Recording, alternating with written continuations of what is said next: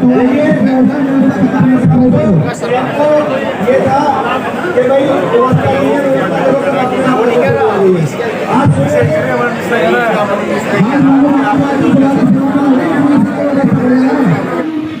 लगभग 6 दिन हो गए हैं वकीलों का धरना चलते हुए। ऐसी क्या बात है कि जो वकील दूसरों की लड़ाई लड़ते थे, अपनी लड़ाई लड़ने के लिए वो धरने पे बैठे हुए। 6 दिन से सारे कामकाज छोड़कर आप लोग धरने पे बैठे हैं। सवाल ये आता है कि अभी तक जो वकील कलम की लड़ाई लड़के अपनी बात मनवाते थे, आज उन पर एक प्रतिबंध लगा दिया गया है कि आपके खिलाफ यदि कुछ होता है तो आप लोग प्रोटेस्ट भी नहीं कर सकते, अपनी लड़ाई नहीं लड़ सकते, आपका हाथ बांध दिया गया है।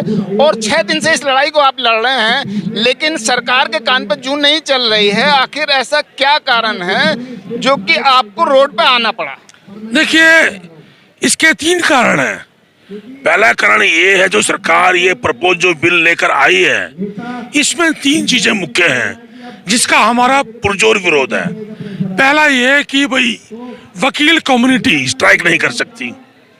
एक मजदूर को, एक रिक्शा चालक को, सबको अधिकार है, तो वकीलों को अधिकार क्यों नहीं है? एक बात। दूसरी बात, अगर हम वकील होकर, कोई भी वकील ये नहीं चाहता कि मैं कमजोरी से केस को लड़ूं। खुदा ना खास एक वकील हार जाता है, तो अगर कंप्लेंट ये लगती है कि भाई मैं इस अपने वकील की परफॉर्मेंस से सेटिस्फाइड नहीं हूं, तो हमारा लाइसेंस तुरंत रिमूव, कैंसिल और 3 लाख रुपए का फाइन। अगर ये पता लगता है कि भाई इस आदमी ने वकील की झूठी कंप्लेंट की है, तो उसके ऊपर 50,000 का फाइन। इतना जबरदस्त भेदभाव इस सरकार ने अपने प्रपोज बिल में ये किया है। अभी तक जो आपने बात कही है उसमें शॉर्ट में बता देता हूं, क्योंकि देखने वाले दर्शक भी समझ जाएंगे आसानी से कि 2 आदमी की लड़ाई वकील लड़ रहे हैं, 2 पक्ष की लड़ाई लड़ते हैं 2 वकील। यदि एक पक्ष हार जाता है और वो पक्ष कुछ ज़्यादा ही अपने आप में एक्टिव बनता है और वो कहता है कि वकील ने मुझे जानबूझकर हराया है, दूसरे वकील से शायद मिल गए, तो वकील के ऊपर 3 लाख रुपए का जुर्माना होगा और लाइसेंस भी कैंसिल हो सकता है। यदि जांच में पाया जाता है कि उस आदमी ने गलत आरोप लगाया है, तो उस पर 50,000 का ही जुर्माना होगा। तो इस बात को लेकर के वकील आज यहाँ बैठे हुए, जबकि कोई भी मामला अगर बनता है तो वकील लोग प्रोटेस्ट के जरिए अपनी बात मनवा लिया करते थे। आज सरकार ने पाबंदी लगा दी है कि आप प्रोटेस्ट नहीं करेंगे, अपनी बात नहीं मनवाएंगे किसी भी तरह से, जो हम जुर्माना थोप देंगे आपको मानना पड़ेगा। यही बात है, कुछ और है? ये बात बिल्कुल आप ठीक कह रहे हैं, लेकिन एक चीज बताइए, कोई भी वकील, कोई भी डॉक्टर, कोई भी प्रोफेशनल कभी ये चाहता है कि मैं खुद हारूं या मेरा पेशेंट मर जाए या मैं केस हार जाऊं? कोई नहीं चाहता। इसके अलावा हम कोर्ट के अंदर अपनी पार्टी का पक्ष रख रहे हैं। हमारी ऊंच नीच हॉट डिस्कशन भी जज के साथ हो जाती है कई बार, कानून के दायरे में रह के। क्या जज को ये पावर है कि वो बीचीडी को लेकर के इनका लाइसेंस कैंसिल किया जाए? जब हम दूसरे आदमी का पक्ष रखेंगे तो आवाज में ऊंच नीच और लाउडनेस ये आना स्वाभाविक है, और ये आज से नहीं है, ये सदियों से चलता हुआ आया है। जो आदमी दूसरे का पक्ष रखेगा, उसको बचाएगा, तो वो ऊंची आवाज में भी बात करेगा। उसका मतलब ये नहीं होना चाहिए कि इस आदमी ने कंटेम्प्ट ऑफ कोर्ट किया और इसका लाइसेंस कैंसिल हो।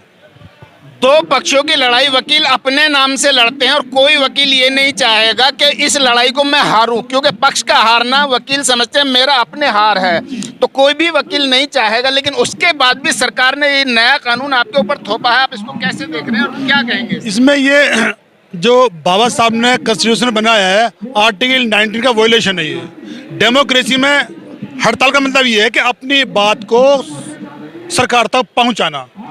एक वकील कम्युनिटी ऐसी है जो सबके लिए लड़ाई लड़ती है और अभी अपनी लड़ाई लड़नी पड़ रही है। सबको हड़ताल करने का राइट है, तो हमारा राइट से क्यों वंचित किया जा रहा है? सन 2000 में हम लोगों ने 3 महीने की स्ट्राइक करी थी। अगर अभी भी हमें 3 नहीं 6 महीने भी करनी पड़े हम स्ट्राइक करेंगे और इस बिल को वापस करा के रहेंगे। अभी 6 दिन से आप लोग बैठे हुए हैं धरने पे, आपकी बात नहीं मानी जा रही है, तो लंबा समय भी आपको खींचना पड़ा, स्ट्राइक करनी पड़ी, तो आप करेंगे? 6 दिन नहीं, आज 7वां दिन है। अगर 6 दिन नहीं 6 साल भी लगेंगे हम स्ट्राइक को कंटिन्यू करेंगे जब तक ये बिल वापस नहीं हो जाएगा। स्ट्राइक कंटिन्यू चलती रहेगी, 6 साल भी लगे, ये जितना भी टाइम लगे अपनी बात मनवा कर ही पीछे हटेंगे। तो आप क्या कहेंगे, क्या आप भी इन सब लोगों का साथ देंगे? जी, ये हम सबकी लड़ाई है, तो हम सभी को साथ देना है, एकजुट होकर सरकार को जवाब देना है। इस सरकार की ये मनमानी, किसी भी स्टेट पे पहुंचने के बाद अपनी मनमानी करने का हक नहीं है। ये डेमोक्रेसी इंडिया है, ये हमारे ही वोटों से जीतते हैं और हम पे अपनी मनमानी चलाए तो ये नहीं चल सकता।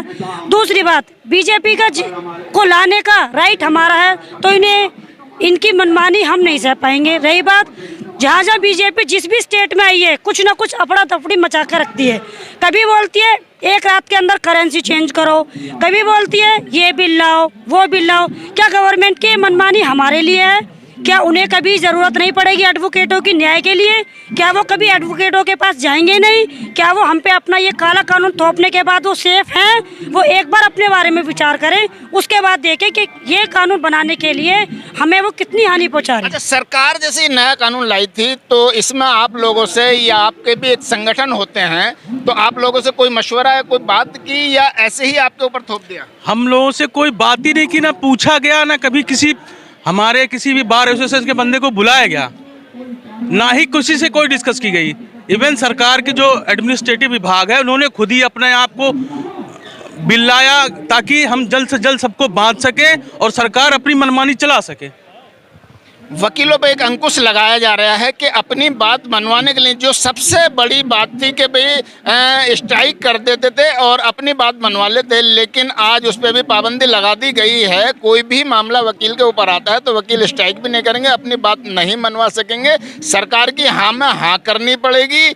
इसलिए आज 6 दिन से बैठे हुए हैं, 7वां दिन आज है, और यदि लंबे समय भी चलना पड़ा तो चलने के लिए तैयार हैं, लेकिन बात अपनी मानवा के ही रहेंगे।